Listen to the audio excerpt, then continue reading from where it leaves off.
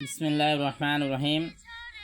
একটি হাদিস শুনি, একটা এলম শিক্ষা করা, 1000 রাকাত নফল নামাজ পড়া থেকে উত্তম নাকি আল্লাহ পাক আমাদের আমল নামা দান করবে। কোরআন আর হাদিস এটি হচ্ছে জান্নাতের রশি।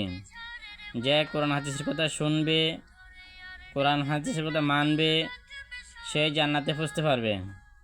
এখন আমি যদি কোরআন হাদিসের কথা না শুনি, তাহলে আমি জানবো কই থেকে? না জানলে আমি মানবো কই থেকে? আর না মানলে আমাকে জাহান্নামে যাইতে হবে। এই জন্য আমরা হাদিস শুনি, আমলে নিয়েতে শুনবো, অপরের কাছে পৌঁছানোর নিয়েতে শুনবো ইনশাআল্লাহ। হুজুর সাল্লাল্লাহু আলাইহি ওয়াসাল্লাম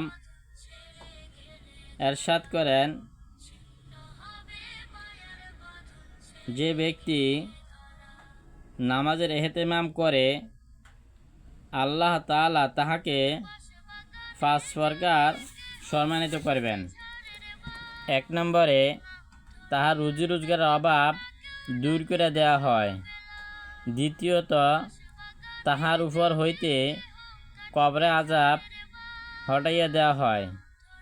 তৃতীয়ত, কিয়ামতের দিন তাহার আমলনামায় ডান হাতে দেওয়া হইবে, যাহাদের অবস্থা সূরা হাক্কুতে বিস্তারিতভাবে উল্লেখ করা হইয়াছে, যে তাদের ডান হাতে আমলনামা দেওয়া হইবে, তাহারা খুবই আনন্দ ও খুশির সহিত প্রত্যেকে দেখাইতে থাকিবে।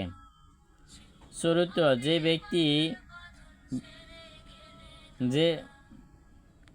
পঞ্চম, যে ব্যক্তি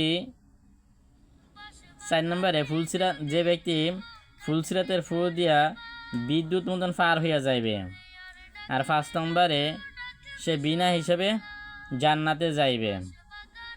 তো নামাজ পড়লে এই 5টা পুরস্কার পাইলাম। 1 নম্বরে আল্লাহ কী করবে?